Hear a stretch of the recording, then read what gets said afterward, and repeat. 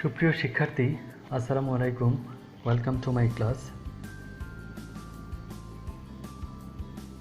আমি Mohammad Bashiruddin Bhuiyan, assistant teacher English, progressive model school, Mymensingh. আশা করি তোমরা সকলেই ভালো আছো। আমিও আল্লাহ তাআলার অশেষ রহমতে চমৎকার ভালো আছি। আজকে আবার নতুন একটি পাঠ নিয়ে চলে আসলাম তোমাদের মাঝে। চলো আমরা শুরু করি। শুরুতেই দেখো একটি ছবি দেখতে পাচ্ছ। ছবিতে এক ব্যক্তি পুশ আপ দিচ্ছে। দেখো আমরা একটা বাক্য দেখি রিলেটেড, ডু 10 পুশ আপস। এই বাক্যটা আমরা অন্যভাবেও ঘুরিয়ে বলতে পারি, let 10 push ups be done. চলো আমরা আরেকটি বাক্য দেখি, let him shut the door. এই বাক্যটাও আমরা আগের বাক্যের মতো ঘুরিয়ে বলতে পারি, let the door be shut by him. তো এই বাক্যগুলো থেকে তোমরা কি বুঝতে পারছো? What have you followed by the sentences. এই বাক্যের গঠনগুলো দেখে, বাক্যের পরিবর্তনের ধরনগুলো দেখে তোমরা কি বুঝতে পারছো আমি আজকের আলোচনার বিষয় আমাদের কি হতে পারে। আশা করি তোমরা বুঝতে পেরেছো আমাদের আজকের আলোচ্য বিষয়। Let us discuss about the voice change of imperative sentence in our today's class. আমরা গত ক্লাসে পড়েছিলাম interrogative sentence, voice change active থেকে প্যাসিভ। আমাদের আজকের আলোচ্য বিষয় হচ্ছে voice change of imperative sentence. তো শুরুতে আমি যথারীতি তোমাদের লার্নিং আউটকামসগুলো জানিয়ে দিচ্ছি। আজকের এই পাঠ শেষে তোমরা কি শিখতে পারবে। At the end of the lesson we will be able to identify imperative sentence. Imperative সেন্টেন্সটা আমরা আইডেন্টিফাই করতে পারবো, শনাক্ত করতে পারবো, চিনতে পারবো। Identify it's categories. Interrogative sentence কয় ধরনের হয় সেই ক্যাটাগরিগুলো জানতে পারবে তোমরা।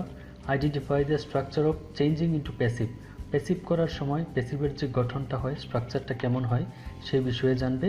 And make passive from active of imperative sentence. Active বাক্যগুলো থেকে আমরা প্যাসিভ করা শিখব। তো চলো বন্ধুরা শুরু করি। ফলো করো। দেখো দুটি বাক্য আছে এখানে, ওপেন ইউর বুক। আরেকটি বাক্য আছে let us drop the matter. উপরের বাক্যটি আর নিচের বাক্যটি, এই দুটি বাক্যের মাঝে পার্থক্য আছে। দেখো প্রথম বাক্যটি শুরু হয়েছে ওপেন ইউর বুক একটা ভার্ব দ্বারা, দ্বিতীয় বাক্যটা শুরু হয়েছে লেট দ্বারা। তাহলে আমরা জানতে পারলাম যে imperative sentence is divided into two categories. Imperative সেন্টেন্সটাও ইন্টারোগেটিভের মতোই দুই ধরনের বাক্য হয়। এক নম্বর ক্যাটাগরিটা কি?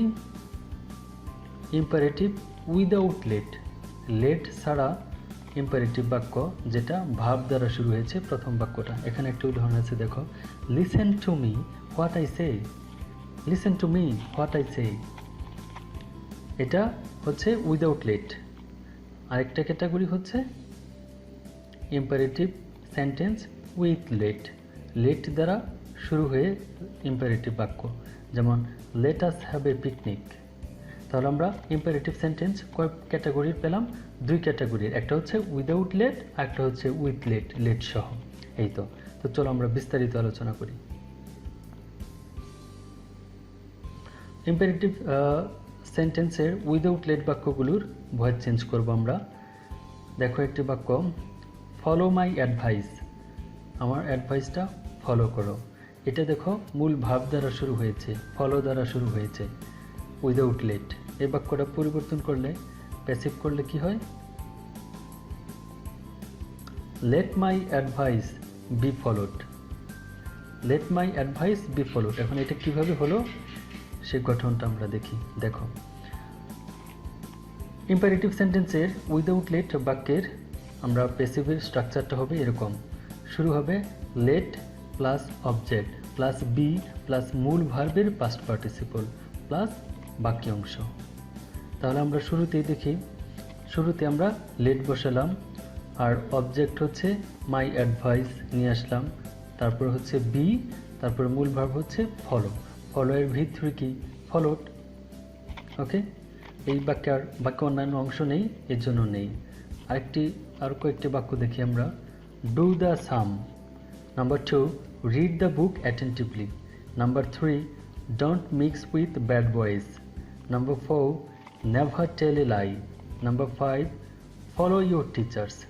এখন দেখো আমি এই উপরের যে বাক্যের স্ট্রাকচারটা দিয়েছি ইম্পারেটিভ উইদাউট লেট, এই let plus object plus be plus মূল ভার্বের পাস্ট পার্টিসিপল প্লাস বাক্যাংশ, এই স্ট্রাকচার অনুযায়ী তোমাদের এই 5টি বাক্য প্র্যাকটিস করতে হবে নিজে নিজে প্র্যাকটিস করে আনসারগুলো কমেন্ট বক্সে জানাবে, ঠিক আছে? আর ক্লাস শুরু হলে যখন আমরা ক্লাস পাবো সরাসরি, তখন আমরা এই বাক্যগুলো নিয়ে আলোচনা করব কারো কোনো সমস্যা থাকলে। তো আমরা চলো সামনে যাই।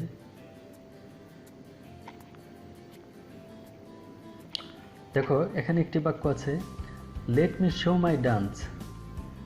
এই বাক্যটা প্যাসিভ হয়েছে কি, let my dance be shown by me. এখন এটা কিভাবে পরিবর্তন হলো আমরা পরের স্লাইডে দেখব। Voice change of imperative with let. আমরা আগের স্লাইডে দেখেছিলাম উইদাউট লেট যে ইম্পারেটিভ বাক্যগুলো হয় মূল ভার্ব দ্বারা শুরু হয়ে, সেই বাক্যগুলোর আমরা আলোচনা করেছি। এখন হচ্ছে ইম্পারেটিভ উইথ লেট, এই ক্যাটাগরির বাক্যগুলো আমরা আলোচনা করব। দেখো একটা বাক্য আছে, let me do it, let me do it. দেখো বাক্যটা লেট দ্বারা শুরু হয়েছে, এটা আমরা যদি প্যাসিভ করি তাহলে কি হবে, let it be done by me, let it be done by me. এখন এটি কীভাবে পরিবর্তন হলো স্ট্রাকচারটা আমরা দেখে নিই। লেট প্লাস মূল ভার্বের অবজেক্ট, তাহলে এই বাক্যে মূল ভার্ব কোনটা, ইট। ডু এ হচ্ছে মূল ভার্ব, মূল ভার্বের অবজেক্ট হচ্ছে ইট। তাহলে লেট প্লাস মূল ভার্বের অবজেক্ট প্লাস বি প্লাস মূল ভার্বের পাস্ট পার্টিসিপল। মূল ভার্ব কোনটা, ডু, ডু এর ভিতরে কি ডান, প্লাস প্রিপোজিশন বাই প্লাস হচ্ছে লেটের পরবর্তী অবজেক্ট, লেটের পর যে অবজেক্ট আছে এখানে মি। এই হিসেবে বাক্যটা হয়ে গেল। এখানে প্রথমে শুরু করলাম আমরা লেট, তারপরে মূল ভার্বের অবজেক্ট আনলাম ইট, তারপর হচ্ছে বি, তারপর হচ্ছে মূল ভার্বের পাস্ট পার্টিসিপল ভি3 ডান, প্রিপোজিশন বাই, আর লেটের অবজেক্ট মিটা এখানে আসলো। মূল বাক্যটা হয়ে গেল let it be done by me. আশা করি তোমরা এই স্ট্রাকচারটা বুঝতে পেরেছ এবং ইম্পারেটিভ উইথ লেট যে বাক্যগুলো আছে সেগুলো এইভাবেই এই স্ট্রাকচার অনুযায়ী গঠন অনুযায়ী করতে হয়। লেট প্লাস মূল ভার্বের অবজেক্ট প্লাস বি প্লাস মূল ভার্বের past participle plus by plus লেটের পরবর্তী অবজেক্ট। এখন দেখো তোমাদের জন্য এখানেও 5টি বাক্য আছে। নাম্বার 1, লেট হিম সেই something. Number 2, let us solve the problem. Number 3, let me handle the matter. Number 4, let them do their job. Number 5, let her cook food. এই বাক্যগুলো তোমরা নিজেরা প্র্যাকটিস করে আনসারগুলো কমেন্ট বক্সে জানাবে, আমরা ক্লাসে বিস্তারিত আলোচনা করব।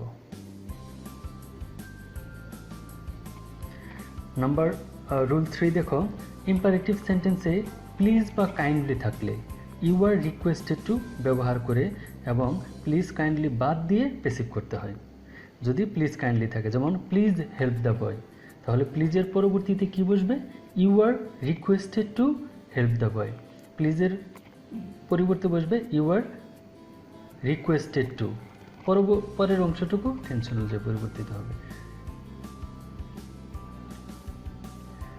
রুল 4 দেখো, ইম্পারেটিভ সেন্টেন্সে ডু নট বা নেভার দ্বারা নেগেটিভ থাকলে তাহলে লেট নট অথবা লেট নেভার অথবা লেট নট ও পাস্ট পার্টিসিপলের আগে এভার বসিয়ে প্যাসিভ করতে হয়।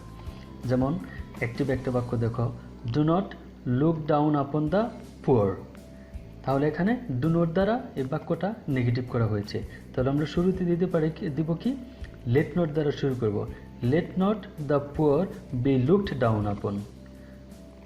ওকে, আরেকটি বাক্য দেখো, নেভার টেল এ লাই। এই বাক্যটাও শুরুতে প্যাসিভ করার সময় লেট নট আসবে অথবা লেট নেভার। আমরা শুরুতে দুটা দিয়ে দেখাবো। লেট নেভার দেখো, let not a lie ever be tell, ever be told, অথবা let never a lie be told. উপরের স্ট্রাকচার অনুযায়ী গঠনটা কি, লেট নট অথবা লেট নেভার অথবা লেট নট ও পাস্ট পার্টিসিপলের আগে এভার বসিয়ে প্যাসিভ করতে হয়। আশা করি তোমরা রুলটা বুঝতে পেরেছ, দুইটার যে কোনোভাবেই তোমরা করতে পারো। তো চলো আমরা পরবর্তী নিয়মে যাই। রুল 5, ইম্পারেটিভ সেন্টেন্সে অলওয়েজ, নাও ইত্যাদি অ্যাডভার্ব হিসাবে থাকলে এগুলো বাক্যের শেষে বসে। অলওয়েজ এবং নাও যদি থাকে এগুলো বাক্যের শেষে বসবে এই অ্যাডভার্বগুলো। যেমন অলওয়েজ স্পিক দ্য ট্রুথ, তাহলে let the truth be spoken always, অলওয়েজটা শেষে চলে যাবে আর মূল বাক্যটা আগের নিয়ম অনুযায়ী মূল নিয়মেই পরিবর্তন হবে, প্যাসিভ হবে।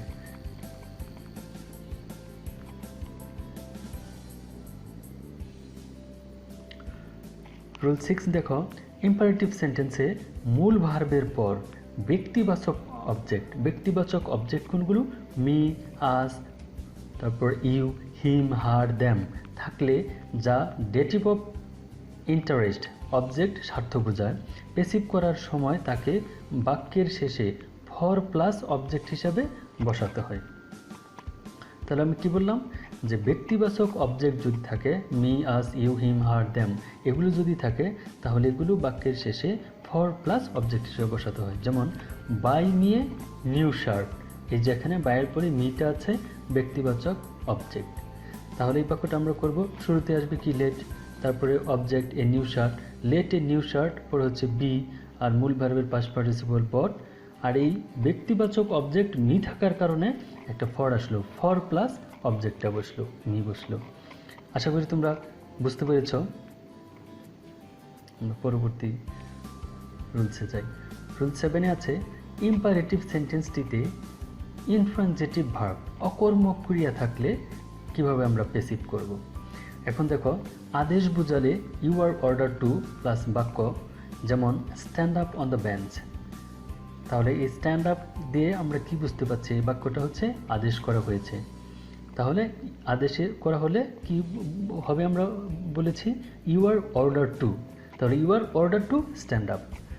সেরকম উপদেশ বোঝালে you are advised to plus বাক্য, যেমন walk in the morning, walk in the morning এটা একটা উপদেশ যে সকালবেলা হাঁটতে যেও, ওয়াক ইন দ্য মর্নিং। তাহলে যদি উপদেশ বোঝায় you are advised to plus বাক্য walk in the morning, you are advised to walk in the morning হয়ে গেল। তারপর হচ্ছে অনুরোধ বোঝালে ইউ আর রিকোয়েস্টেড টু বসাতে হবে। অনুরোধ বোঝালে কী হবে? ইউ আর রিকোয়েস্টেড টু, যেমন প্লিজ কাম হিয়ার, অনুগ্রহপূর্বক এদিকে আসো, তার মানে কি এটা অনুরোধ করা হয়েছে, তাহলে you are requested to come here. সাধারণ কাজ বোঝালে ইউ আর টোল্ড টু বসাতে হবে। অ্যাক্টিভ, গো দেয়ার, এটা সাধারণ বাক্য, you are told to go there. যেমন গো দেয়ার বলতে কি বোঝায়? এখানে প্লিজ যদি থাকতো তাহলে বোঝা যেত যে অনুরোধ, এখন ছোটকে বলেছে না বড়দের বলেছে, এটা বাক্যটা স্পষ্ট না, এই জন্য এটা সাধারণ বাক্য এবং এটার ভার্ব হবে told, you are told to go there. তো আশা করি আজকের আলোচনাটা তোমাদের ভালো লেগেছে এবং তোমরা মনোযোগ দিয়ে শুনেছ এবং বুঝতে পেরেছ। চলো আমরা পরবর্তীতে যাই। Evaluation, change the sentences into passive. এখানে 5টি বাক্য আছে, এগুলো তোমাদের এখন পরিবর্তন করতে হবে প্যাসিভে। Number 1, enjoy the waterfall. Number 2, let us enjoy the waterfall. Number 3, visit waterfall when you get time. Number 4, let me observe the waterfall. Number 5, let them see the waterfall. এই বাক্যগুলো তোমরা আমি যে উপরে যে আলোচনাগুলো করলাম আজকে ইম্পারেটিভ সেন্টেন্সের 2টা ক্যাটাগরি নিয়ে, সেই স্ট্রাকচার অনুযায়ী এবং এই আলোচনার মাঝেই সবগুলোর আনসার রয়েছে।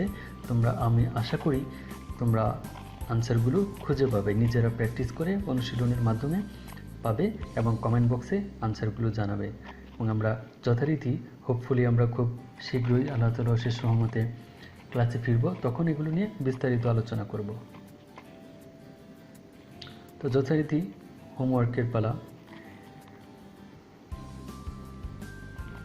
Number 1, do the work. Number 2, don't make an wait.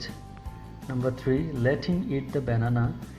Let me write a letter. Number 5. এই 4টা বাক্য তোমরা বাড়ির কাজের খাতায় আনসারগুলো লিখবে। যেহেতু অনেকগুলো এক্সারসাইজ তোমাদের দিয়ে দিয়েছি, এর জন্য বাড়ির কাজটা আমি কমিয়ে দিলাম।